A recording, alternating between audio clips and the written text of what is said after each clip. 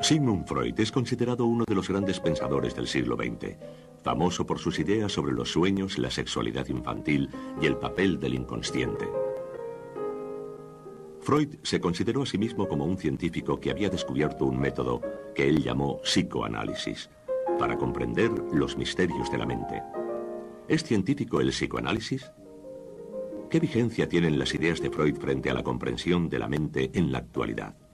Freud revolucionó nuestra forma de pensar acerca de nosotros mismos, pero en la actualidad existe una brecha cada vez mayor entre el punto de vista popular y el científico acerca de Freud. Es evidente que vivimos en un mundo freudiano, y sería inconcebible imaginar el mundo sin su lenguaje, sin sus ideas, no importa lo bien o mal expresadas que estén. No hay duda de que sus ideas se adecuaban bien a la imaginación de la época, en parte porque eran revolucionarias y en parte porque parece que encajaban en una forma de pensar general. Por lo tanto, tuvieron un gran impacto cultural, no obstante es muy probable que no sean correctas. La revolución freudiana empezó aquí, en Viena. Estas imágenes tomadas a finales de los años 20 muestran a un grupo de seguidores de Freud. Llegaban de todo el mundo a la ciudad que se conocía como el centro del psicoanálisis. Algunos eran médicos, como el mismo Freud. Otros eran intelectuales atraídos a Viena por la emoción de sentirse parte de un nuevo movimiento. Pero la mayoría llegaban para aprender la nueva forma de tratamiento radical de Freud. Entraban en su famoso consultorio de la calle Vergase 19 con la esperanza de aprender las técnicas de análisis con el propio maestro.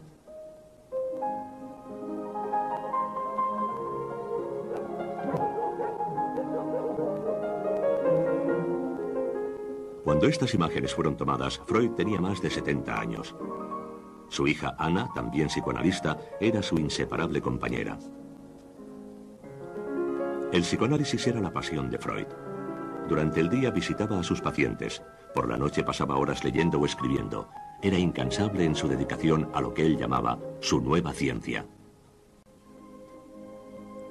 Sus ideas eran tan poderosas, tan potentes, que han influido extraordinariamente en casi todas las disciplinas humanas, incluyendo la literatura, el arte o la medicina. Pero el legado freudiano es muy complejo. Aunque él quería que el psicoanálisis fuera una ciencia en sí misma, en la actualidad se le considera sobre todo como una forma de terapia.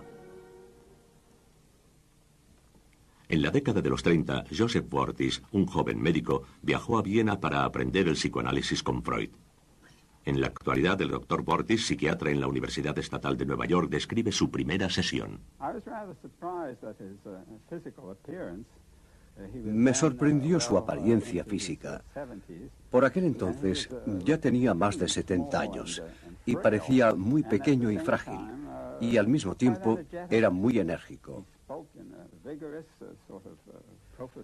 Hablaba con un vigoroso estilo doctoral, acortando las sílabas.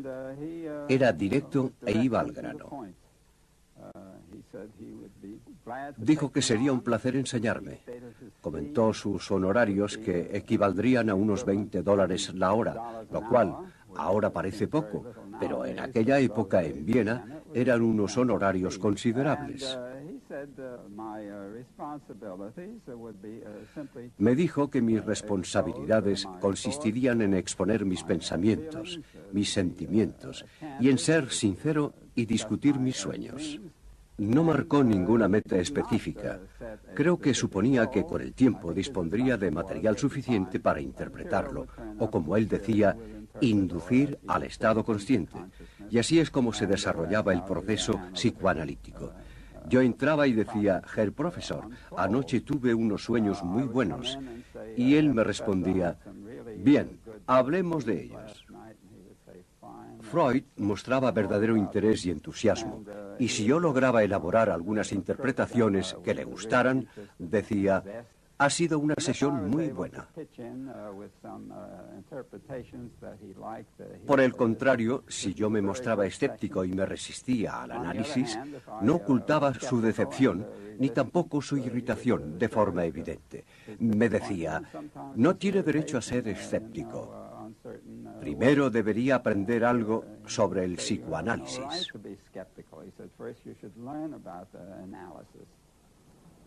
Cuando se inauguró el Museo Freud de Londres en el verano de 1986, muchos de los seguidores de Freud, aquellos que habían aprendido las técnicas del psicoanálisis, se reunieron para rendirle homenaje.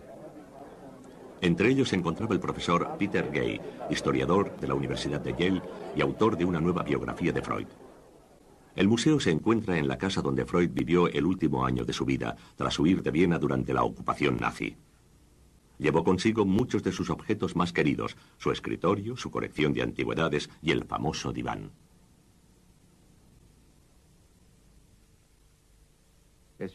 Al observar su despacho y sobre todo su consulta, se aprecia que tenía dos pasiones que se combinaban formando una sola. Una era la psicología. Freud dijo, tengo un tirano, la psicología, y lo aceptaba con satisfacción. Y la otra, por supuesto, era su afán de coleccionar antigüedades, lo cual hacía ávidamente, siempre que podía permitírselo, que fue a partir de 1880. Freud dijo, esto es característico de lo que hago. También soy arqueólogo, me gusta excavar, y lo que excavo, por supuesto, es la mente humana. Esta metáfora de excavar, como un arqueólogo, fuera para encontrar tesoros o cavando en la antigua Roma, como dice en uno de sus libros, da sentido a todo esto. A su manera, coleccionar le llevaba a la infancia de la humanidad, como dijo una vez, y esto, por supuesto, se asemejaba mucho al trabajo que hacía cuando se sentaba para analizar a sus pacientes, que también regresaban a la infancia.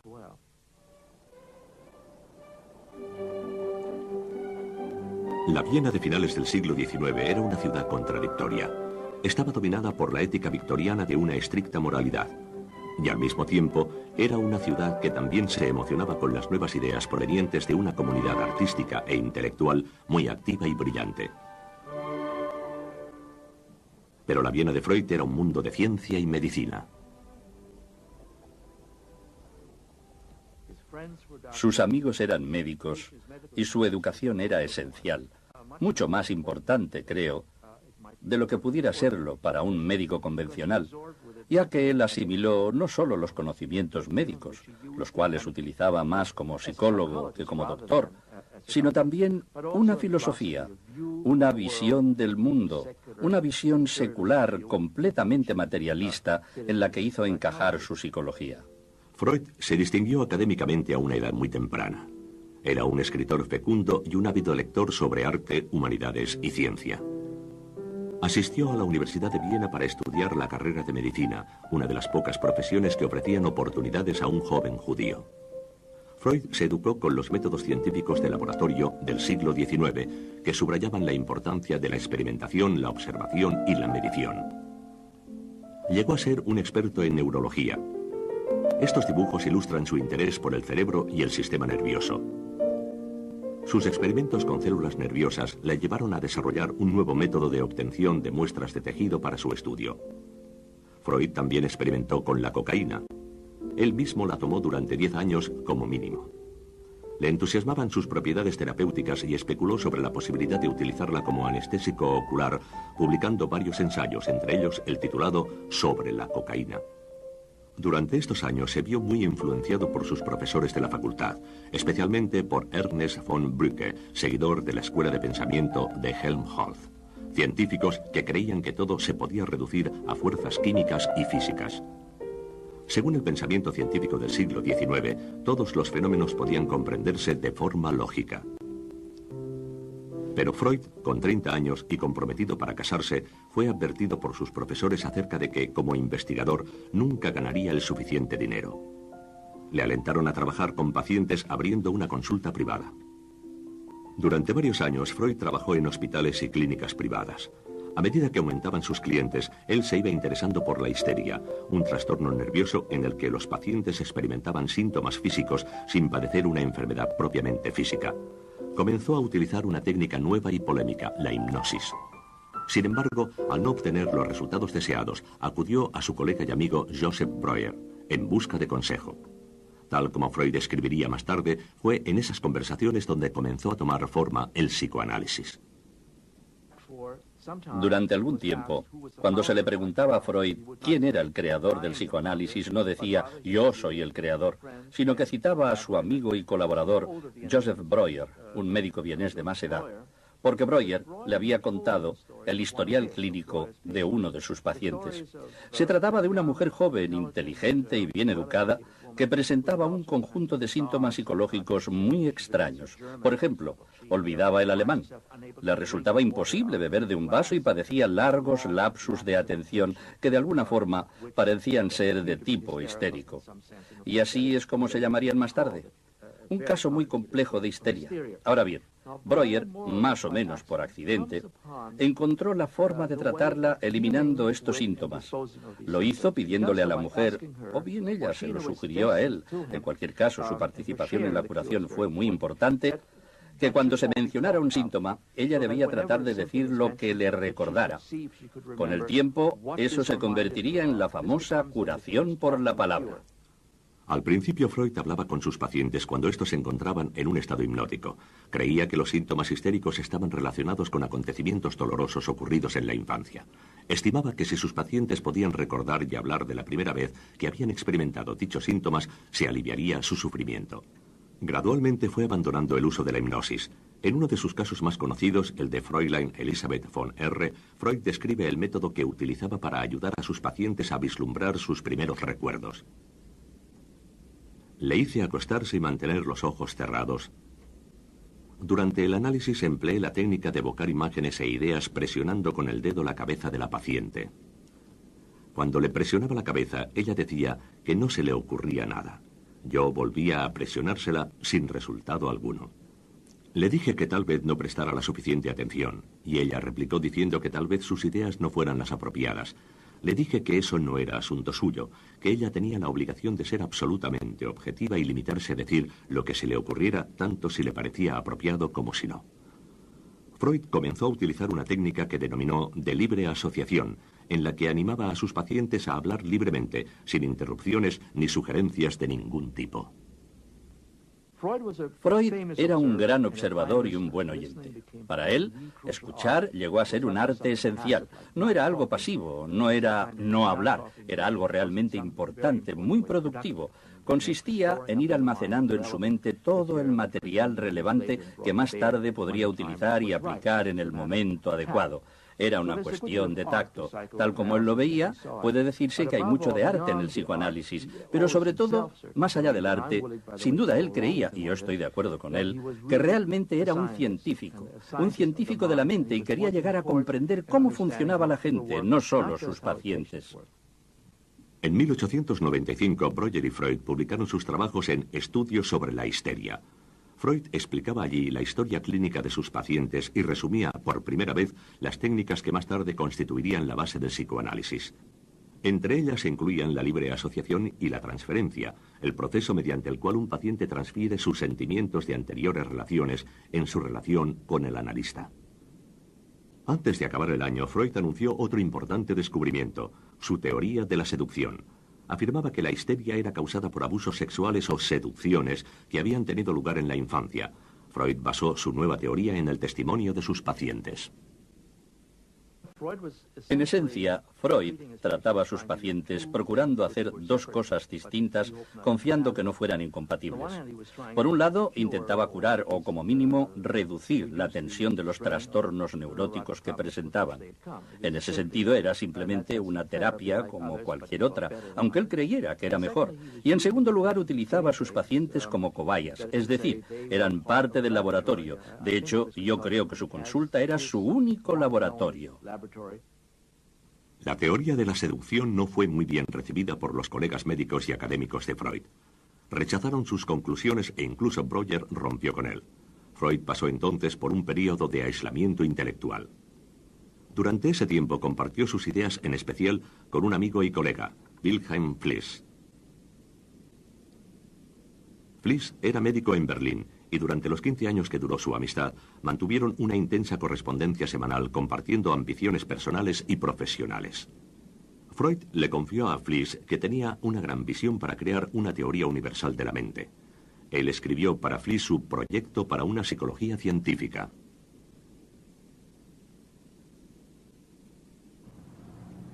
Frank Salloway es historiador de la ciencia en la Universidad de Harvard. Cree que el proyecto demuestra lo importantes que eran las aspiraciones científicas de Freud al formular sus teorías. El proyecto consistía en un intento tremendamente ambicioso de Freud para reducir el funcionamiento de la mente a nociones básicas de las ciencias naturales.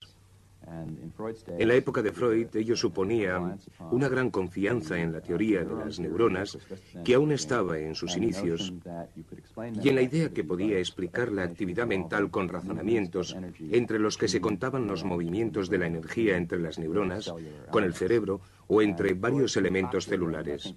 Y Freud confeccionó, creo que hay que utilizar esta palabra, confeccionó una teoría increíblemente ingeniosa e imaginativa para poder explicar cada clase de actividad mental, desde el pensamiento hasta el juicio, hasta problemas muy queridos a su experiencia en psicopatología, tales como la represión y distintas formas de neurosis y ataques de histeria.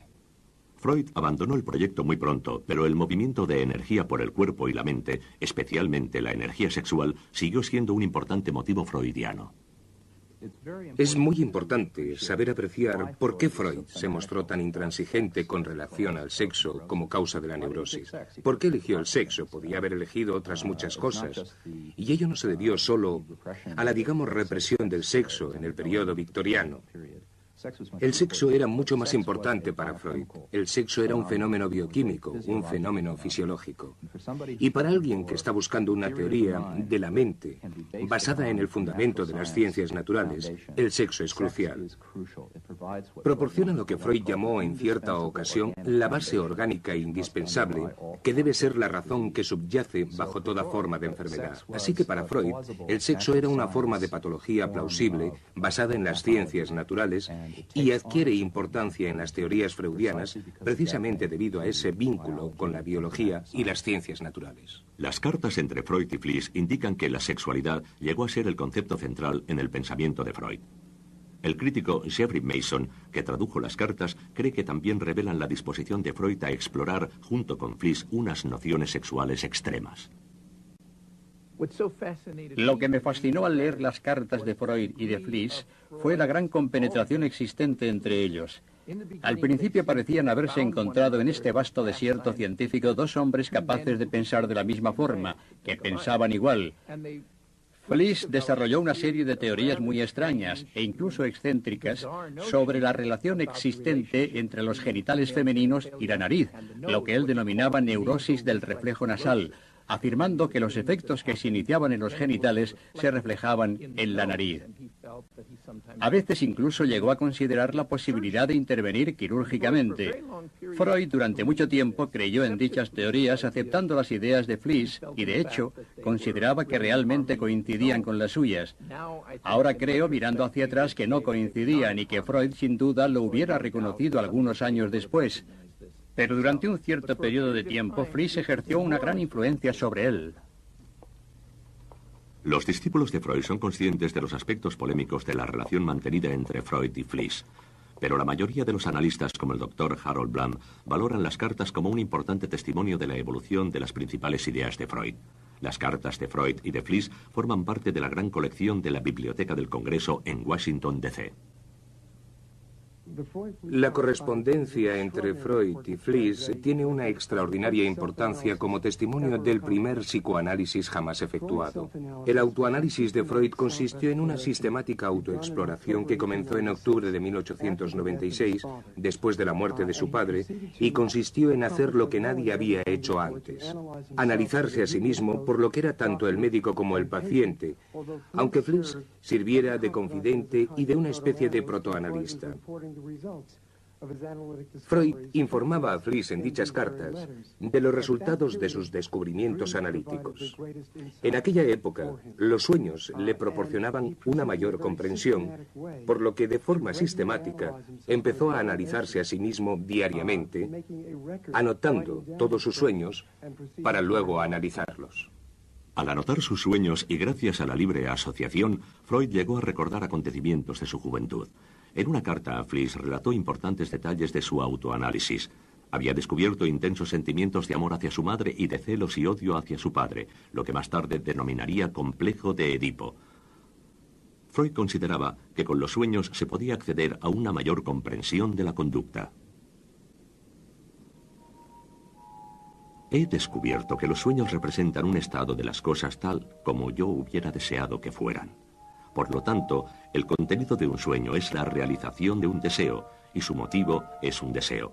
Si adoptamos el método de interpretar los sueños, encontraremos que realmente los sueños tienen un significado.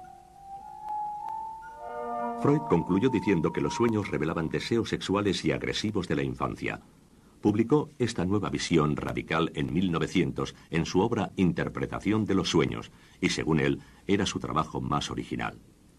Consideraba que había descubierto una verdad universal, la idea de la sexualidad infantil, que todo ser es sexual desde el momento de nacer.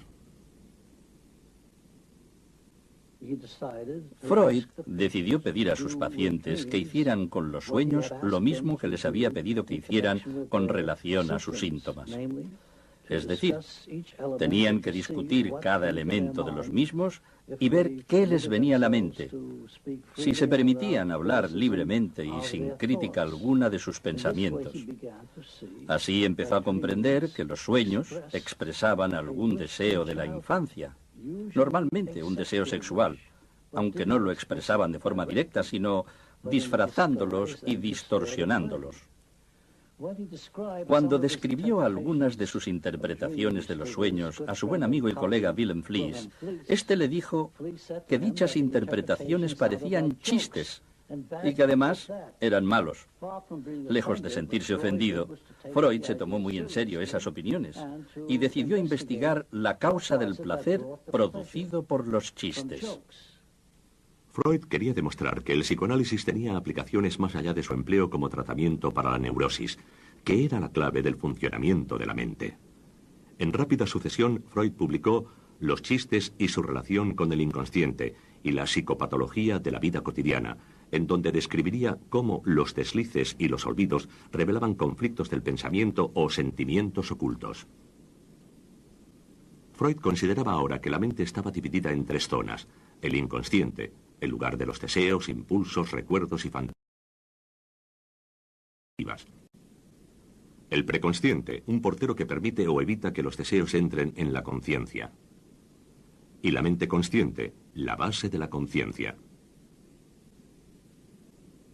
Freud creía que cuando los deseos inconscientes entraban en conflicto o cuando se encontraban bloqueados por el preconsciente, seguían presentándose como deslices verbales, como sueños o como síntomas neuróticos. Creo que Freud estaba realmente convencido de haber conseguido una cierta comprensión de la naturaleza de la mente, del funcionamiento de la mente, que él consideraba asombrosa y muy original. Aunque era consciente de que otros psicólogos, filósofos, poetas y novelistas habían tenido las mismas ideas que él, como él mismo dijo, tuvo que trabajar laboriosamente en el laboratorio, es decir, en el diván con sus pacientes. Freud consideraba que los sueños, la sexualidad infantil y el inconsciente eran sus grandes ideas. Dijo: los poetas y los filósofos descubrieron antes que yo el inconsciente, pero yo he descubierto los medios científicos con los que puede ser estudiado. Pero la mayor parte de la comunidad científica de Viena encontró sus ideas excéntricas y extremas. La noción de Freud del inconsciente es singularmente freudiana. Suponía que existía una zona de la mente que acababa cerrada en el transcurso del desarrollo humano y dentro de la cual los instintos tempestuosos luchan por liberarse, pero no logran hacerlo de forma adecuada debido a este hecho de estar cerrados, y eso es la mente inconsciente. Es un inconsciente de tipo animal. Encierra toda clase de instintos salvajes y tempestuosos. Cuando hablamos de una conducta inconsciente, lo hacemos en un sentido muy diferente al utilizado por Freud. El inconsciente de Freud era muy dinámico y mucho más plausible en el contexto de las nociones biológicas de su época, ya que para Freud el inconsciente era nuestro pasado evolutivo, y en ese pasado animal evolutivo hay ciertas cosas que son incompatibles con la civilización moderna. Pero no hay forma de escapar a ello, porque estamos obligados a heredar todas esas cosas del pasado y a repetirlas. Así que el inconsciente está vivo, cerrado, y es poderoso y peligroso. Forma parte del pensamiento del siglo XIX sobre el organismo y la evolución. En 1905, Freud publicó 3 ensayos sobre la teoría de la sexualidad, vinculando así lo que él llamaba las etapas psicosexuales del desarrollo: oral, anal, fálico y genital, con los rasgos de la personalidad. el público se sintió indignado por la utilización del lenguaje sexual con relación a los niños. En privado, Freud admitió a Fliess que sus nuevas ideas sobre la sexualidad presentaban serias implicaciones en la causa de la histeria para su original teoría de la seducción. Escribió a Fliess diciendo que se había equivocado. Ahora creía que lo que sus pacientes habían descrito como abusos sexuales realmente eran fantasías, el resultado de los deseos de la infancia. Este cambio ha llegado a ser uno de los principales temas de discusión entre los seguidores de Freud. En 1984, Jeffrey Mason publicó este libro, El asalto a la verdad, la supresión de Freud de su teoría de la seducción.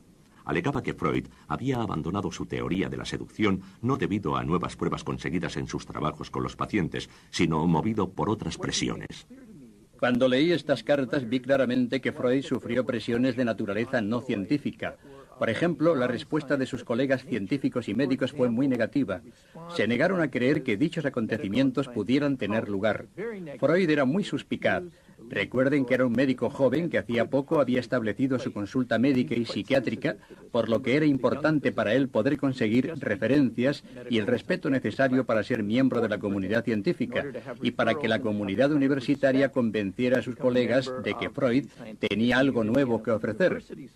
Y estaban rechazando sus ideas relacionadas con la seducción.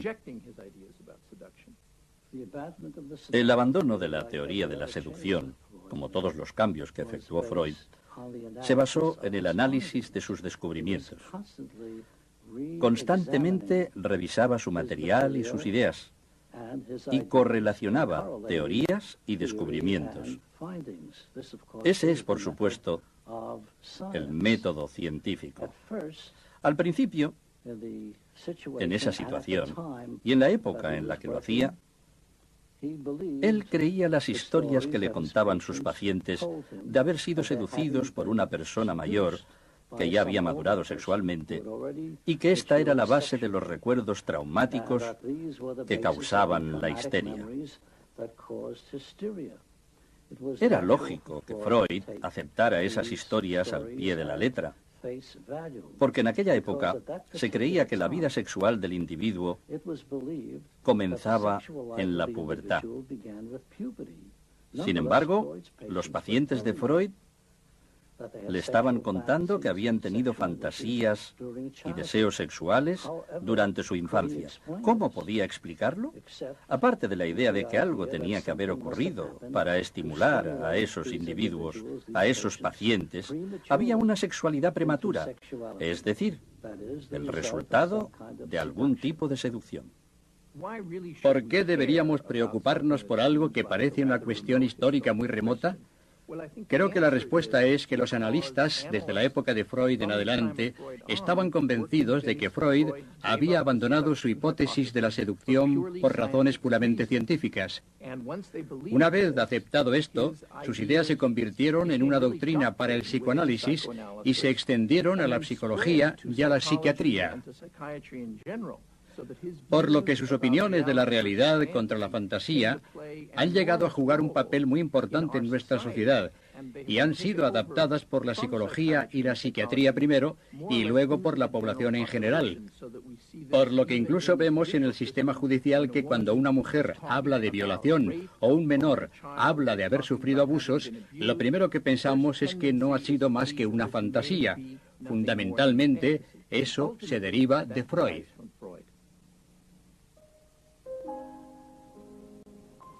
Gran parte de la polémica que rodeó a Freud se ha centrado en la cuestión de si el psicoanálisis es una ciencia o no. El mismo Freud creía que tenía aplicaciones más amplias. En los años que siguieron a sus más importantes publicaciones sobre la sexualidad infantil, Freud aplicó los principios psicoanalíticos a la religión, la historia, la literatura y la antropología. También había creado un nuevo modelo de la mente: el ello, el yo y el superyo. Estas tres fuerzas representaban la interacción de la pasión, la racionalidad y el juicio moral. Sus ideas eran tan peligrosas que muchos intelectuales se sintieron atraídos por el psicoanálisis como forma de comprender cuestiones sociales y filosóficas: guerra y paz, amor y odio, religión y moralidad.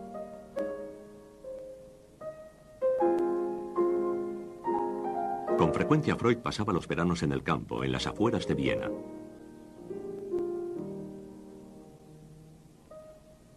Le gustaba pasar el tiempo junto a su esposa, sus 6 hijos y un grupo de fieles amigos, entre los que se encontraba la princesa María Bonaparte de Grecia, a quien Freud había psicoanalizado. Inicialmente, un reducido grupo de seguidores se reunieron a su alrededor, algunos de ellos famosos, otros no. Ellos despertaron la atención por Freud y el nuevo campo del psicoanálisis. Freud fue, digamos, durante los primeros 10 años de su consulta psicoanalítica, desde mediados de la década de 1890 hasta 1905-1906, fue todo menos famoso. Quizás haya exagerado un poco sobre lo aislado que se sentía. Tenía admiradores. De hecho, en 1906-1907 contaba entre sus admiradores con profesionales muy distinguidos. En 1911 se formó en torno a Freud una asociación internacional de psicoanalistas. El psicoanálisis fue rechazado mayoritariamente por la comunidad científica tradicional. Esos primeros analistas se consideraban a sí mismos la vanguardia de un nuevo movimiento intelectual y se unieron para enfrentarse a un mundo exterior hostil. También había desavenencias dentro del grupo. Carl Jung, uno de los admiradores más fervientes de Freud, dijo que éste había exagerado la importancia de la sexualidad infantil. Más tarde, Karen Horney, otro psicoanalista, afirmó que Freud no había comprendido nada de la psicología femenina, un alegato que repitió durante los años siguientes. La Primera Guerra Mundial fue un momento crucial en la historia del psicoanálisis. De la noche a la mañana alcanzó una mayor credibilidad. Se creía que las técnicas derivadas del psicoanálisis podían ser útiles en el tratamiento de los soldados que padecían neurosis de guerra. Después de la Primera Guerra Mundial se incrementó el interés de los europeos por los métodos freudianos. En Berlín se inauguró el primer instituto de aprendizaje del psicoanálisis. En Viena, los miembros de la Sociedad de Viena inauguraron una clínica psicoanalítica. Estos institutos fueron esenciales para el desarrollo del psicoanálisis, pero Frank Salloway sostiene que hubo que pagar un precio muy alto. Freud y sus seguidores dieron un paso crucial en 1920 aproximadamente, cuando decidieron abrir sus propios institutos para el aprendizaje del psicoanálisis. Debido a la hostilidad de las universidades hacia el psicoanálisis, tuvieron que establecer sus centros de instrucción fuera de ellas. Eso, en esencia, eliminó al psicoanálisis de una tradición de 2000 años de crítica y desarrollo del conocimiento. Creo que para Freud fue beneficioso a corto plazo. El psicoanálisis se extendió con sus propios mecanismos de enseñanza, pero creo que a largo plazo fue un desastre. Los años 20 constituyeron una década emocionante para el psicoanálisis. Muchos psicoanalistas, como Frank Alexander, del Instituto de Berlín, con el tiempo abandonaron Europa y llevaron el psicoanálisis a América. A. Brill, un analista americano, tradujo las obras de Freud al inglés. Ernest Jones, el biógrafo de Freud, colaboró en la fundación de la Asociación Americana de Psicoanálisis. En Europa, por regla general, los psicoanalistas no consiguieron entrar en las instituciones académicas o médicas, pero en América las cosas iban a ser diferentes. La recepción e interpretación de Freud en América fue muy optimista. A menudo, los psicoanalistas americanos creían que podían curar las neurosis más severas, incluso la psicosis, por ejemplo, a los esquizofrénicos. Esto era algo que Freud nunca había creído. El psicoanálisis tenía algo que sugería a los americanos, como representantes de una nación nueva, una nación fronteriza, un optimismo boyante en cuanto a la mente y la clase de cosas que los médicos podían hacer por la mente. La prensa jugó un papel importante en la popularización del psicoanálisis. En la década de los 30, la mayoría de los americanos estaban familiarizados con Freud y su nueva psicología. A las revistas les interesaba esta sensacional figura. Allí estaba ese médico vienés barbudo que hablaba sin parar del sexo, o así lo parecía, alentando la promiscuidad. Era perfecto para la década de los 30, la era de los Fitzgerald, etc. El hecho de que eso no tuviera nada que ver con la austeridad de su doctrina era algo que a los semanarios no les importaba, ni tampoco a los periódicos. Todo el mundo leía libros de psicoanálisis e intentaba comprender sus propios problemas con dicho método. Los psiquiatras se acomodaron a este interés, concentrándose en las técnicas del psicoanálisis, lo cual era muy conveniente para sus consultas privadas. Los psiquiatras solo necesitaban una habitación de hotel para su consulta. Parecía haber una demanda interminable de tratamientos psicoanalíticos. Durante la Segunda Guerra Mundial, los psiquiatras del ejército americano empleaban una forma modificada de psicoanálisis, combinándolo con otras técnicas para tratar a los soldados. En la década de los 40 y de los 50 se incrementó el interés por las psicoterapias, o las terapias verbales, basadas en la teoría del psicoanálisis. Now, I noticed in this history here that you saw a vision of your brother. Tell me something about that. What happened?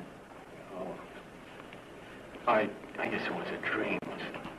Well, describe the dream. What did you see in the dream? I dreamt that I was home, my brother was home.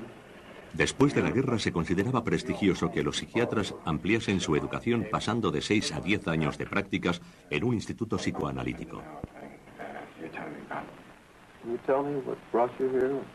Esta película de introducción al aprendizaje fue realizada por unos psicoanalistas del Instituto de Chicago para mostrar el método correcto de trabajar con los pacientes.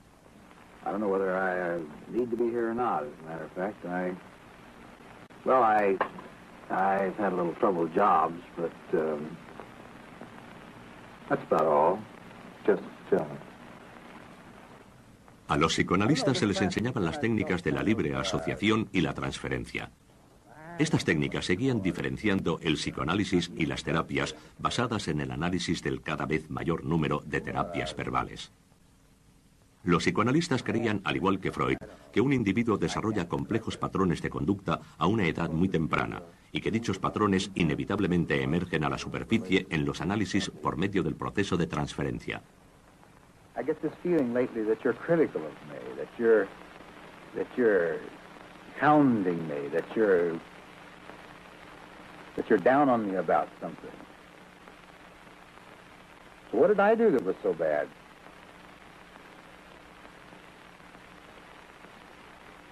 I don't know what brings this on. Over and over the same trouble. Now you. I don't know how to handle situations like this. I'm just stumped. I've been thinking maybe I better clear out. Maybe you and I ought to call this thing quits. And just like the jobs, just like my old man, I just had to get out of the family and forget about it. Durante la década de los 50 y la de los 60, el psicoanálisis era considerado por muchos como el tratamiento preferido para la gente con problemas emocionales. Pero resultaba caro y era largo. Se necesitaban de 4 a 5 sesiones por semana durante 2 años por lo menos. E incluso durante este periodo de éxito relativo, el psicoanálisis estuvo siendo atacado. En 1952 apareció un artículo manifestando que el resultado para el paciente sometido a psicoanálisis no era mejor que el de alguien que no hubiera recibido ningún tipo de terapia. El artículo, escrito por el psicólogo conductista británico Hans Eysenck, fue refutado más tarde. Pero críticas como esta desafiaron al psicoanálisis a que demostrara su eficacia por medio de estudios científicos controlados. Para Freud, sus pacientes confirmaban sus ideas. Ellos le proporcionaban el material necesario para desarrollar la teoría del psicoanálisis. Y lo que sus pacientes revelaban en sus sesiones demostraba su validez. A pesar de que Freud visitó a cientos de pacientes, solo desarrolló extensamente 12 historias clínicas. Estos 12 casos y el método del estudio de casos concretos forman la base de la práctica del psicoanálisis. En la actualidad, muchos analistas consideran el método del estudio de casos concretos prueba suficiente. El tipo de pruebas que presentaba Freud eran las conclusiones que sacaba de los datos que reunía en una situación de análisis mientras trataba a sus pacientes. Esta es la herramienta de investigación del psicoanálisis. No hay forma de sacar conclusiones sobre la hipótesis del psicoanálisis si no se incluyen los datos reunidos durante una situación de análisis. El hecho de escuchar a los pacientes, confirmar sus esperanzas, no demuestra nada. No construye una prueba suficiente para un examen de forma rigurosa. El psicoanálisis necesita volver al marco donde pueda ser examinado de forma experimental y extraclínica. Es preciso examinar aquellas áreas de la teoría que han sido problemáticas y hay que seguir adelante, y creo que es muy difícil que ello lo hagan los propios analistas. Carecen del aprendizaje y de los antecedentes necesarios para tratar al psicoanálisis como la forma de ciencia natural que una vez fue. Creo que en parte la actitud hacia la experimentación, esa actitud negativa, es culpa de Freud. Sí, culpa es la palabra adecuada, aunque se podría argumentar que la continuación de esta actitud, hasta el punto de que todavía se mantenga vigente, es responsabilidad de aquellos que no logran liberarse de Freud, debido a que Freud había dicho esto y lo otro, y eso les basta. Todos sabemos que eso no es lo que se llamaría una actitud científica. Aunque el psicoanálisis fue la forma original de la psicoterapia, hoy en día es una de las menos practicadas. La Asociación Americana de Psicoanálisis, con 2.500 miembros, es muy pequeña comparada con el número de profesionales de la salud mental en este país. Hay una intensa presión sobre esta comunidad para que demuestre la eficacia del psicoanálisis. Pero facilitar pruebas es difícil. La duración y la naturaleza privada del proceso no se prestan fácilmente al escrutinio científico. En ausencia de toda prueba aceptable, ¿cómo se debe valorar el psicoanálisis en la actualidad? Hay muchas opiniones, incluyendo aquellas sostenidas por críticos que, además, son analistas. El doctor Thomas Sachs. Lo que Freud había desarrollado, lo que él sostenía que había desarrollado, eran en realidad dos sistemas entrelazados. Uno era una teoría de la conducta humana, tanto normal como anormal, y un sistema de terapia de tratamiento que aliviaba las enfermedades mentales. Él creía que se confirmaban mutuamente. En mi opinión, la llamada teoría del psicoanálisis no puede considerarse una teoría científica, porque se parece más a un Weltanschauung, una ideología acerca de cómo los seres humanos deberían ser y de cómo deberían comportarse. Ahora bien, eso es legítimo, pero no es científico. Ideología es tal vez la mejor palabra moderna para ello. Es una religión seglar. Volviendo a la terapia, a menos que se crea que existe una enfermedad que está siendo tratada, no se trata de una terapia, sino de una forma de ayudar a la gente. De hecho, son dos cosas muy distintas. Creo que es muy posible aceptar gran parte de las ideas y métodos terapéuticos y rechazar casi toda la teoría. Y esa es mi posición. Hasta ahora, las pruebas que apoyan la teoría freudiana son ínfimas y en absoluto concluyentes. En el Centro de Estudios Infantiles de Yale, en New Haven, los investigadores están explorando ciertos aspectos de las teorías de Freud, observando a niños pequeños. El estudio se centra en niños de 4 a 6 años, la edad que Freud consideraba como la fase más crítica del desarrollo, la etapa de Edipo. Los investigadores reconocen la importancia de muchos factores en el crecimiento del niño, pero, al igual que Freud, ven en el factor sexual un factor clave, conflicto que guarda relación con la identidad y los sentimientos de los niños hacia sus padres.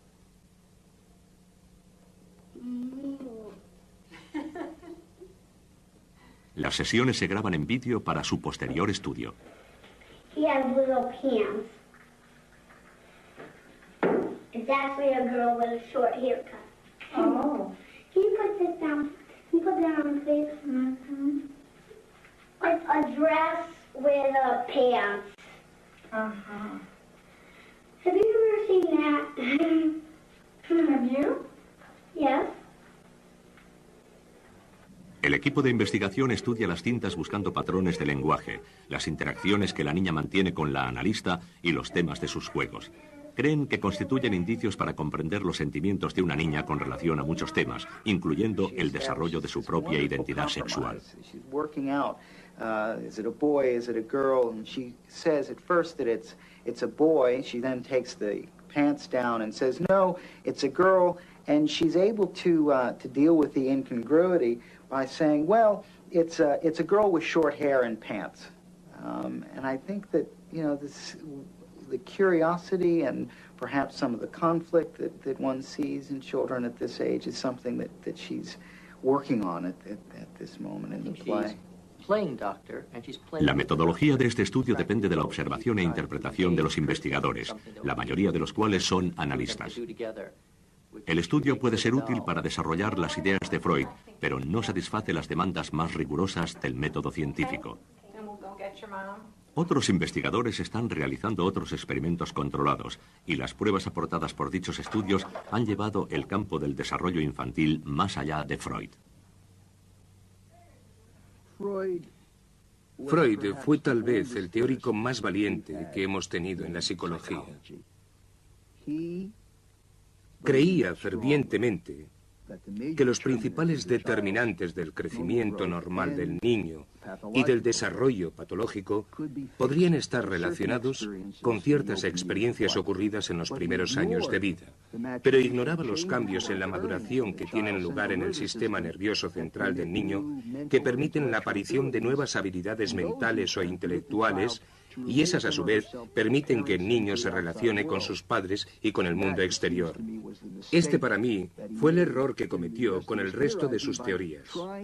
Tratar de demostrar que la energía sexual, el conflicto sexual y la ansiedad sexual eran la causa primaria, central y clave tanto del desarrollo normal como del patológico. El Dr. Kagan y sus colegas de la Universidad de Harvard creen que las primeras experiencias son importantes en el desarrollo del individuo, pero también creen que la composición genética del niño puede contribuir al desarrollo de los rasgos de su personalidad. Aquí, los investigadores utilizan métodos de observación junto con otras técnicas experimentales para reunir información sobre la predisposición de un niño ante ciertas emociones, tales como la valentía, la timidez y, en este caso, la ansiedad.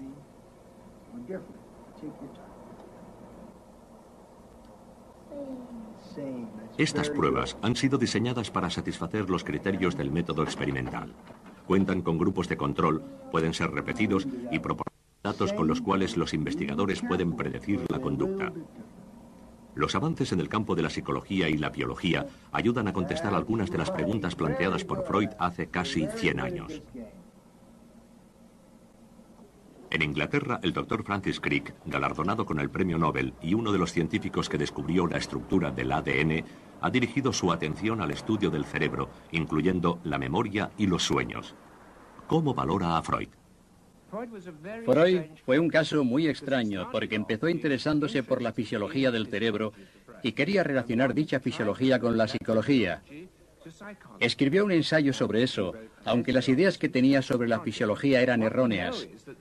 Cuando estudia sus ideas no parecen muy plausibles, por lo menos para mí.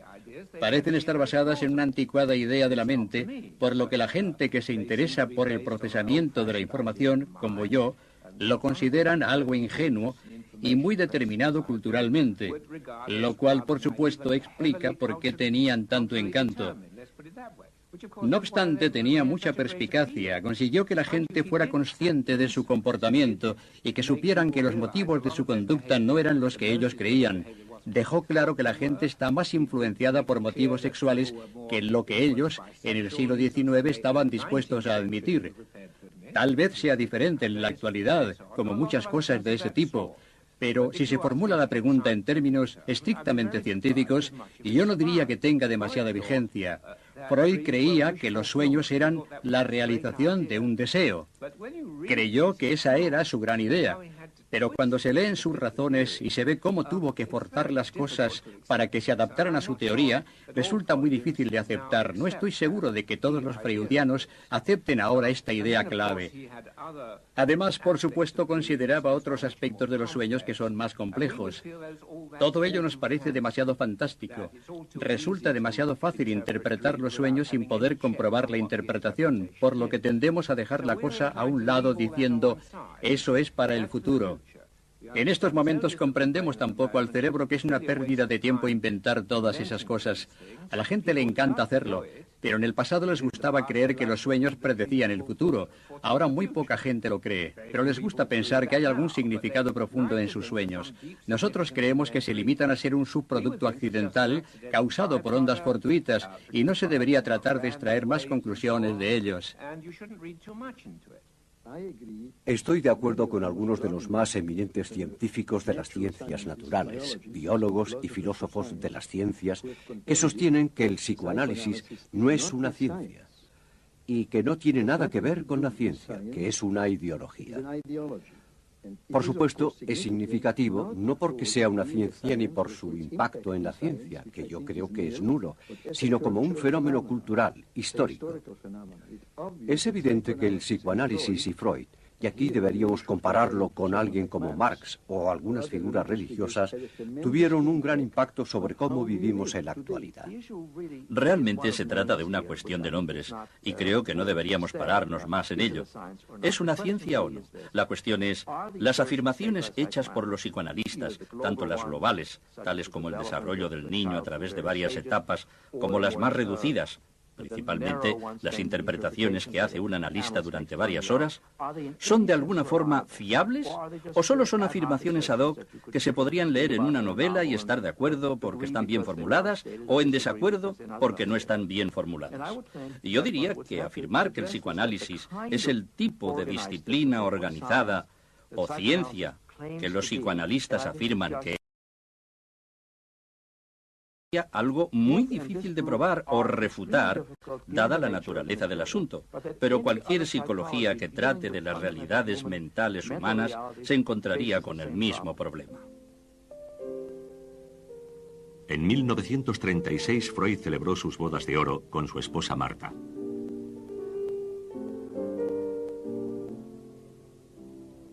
Ambos estaban rodeados de amigos y una familia que ahora incluía a muchos nietos. Esta fue una de las últimas fiestas que Freud celebraría cerca de su casa en Viena. En 1938, cuando los nazis invadieron Austria, huyó a Inglaterra. En Londres, Freud era un personaje famoso. Fue honrado por la Royal Society. Le pidieron que firmara en el libro de honor oficial, en el que su nombre aparecía junto a las firmas de Isaac Newton y Charles Darwin. Fue propuesto varias veces al premio Nobel, pero nunca fue elegido. El galardón que Freud más agradeció fue el premio Goethe, que le fue concedido no por su contribución científica, sino por sus escritos literarios. Freud se había convertido en el psicólogo más famoso del mundo, pero nunca fue aceptado plenamente por la comunidad científica. Estas imágenes se encuentran entre las últimas que se tomaron de Freud. Había vivido una larga vida.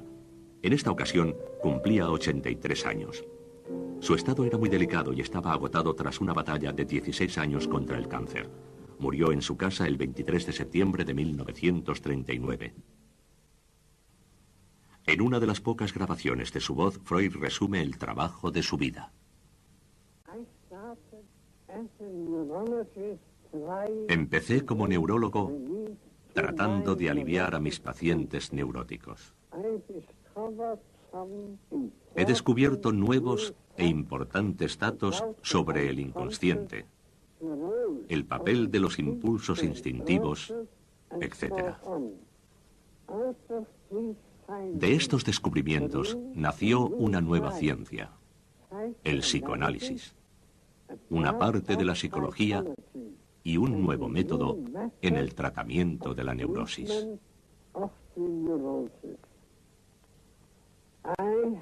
Tuve que pagar un alto precio por esa buena suerte.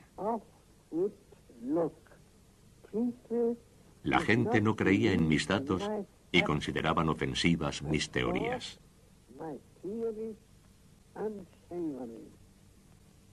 La resistencia era fuerte e implacable.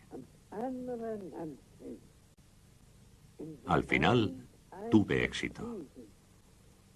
Pero la lucha aún no ha terminado. Sigmund Freud.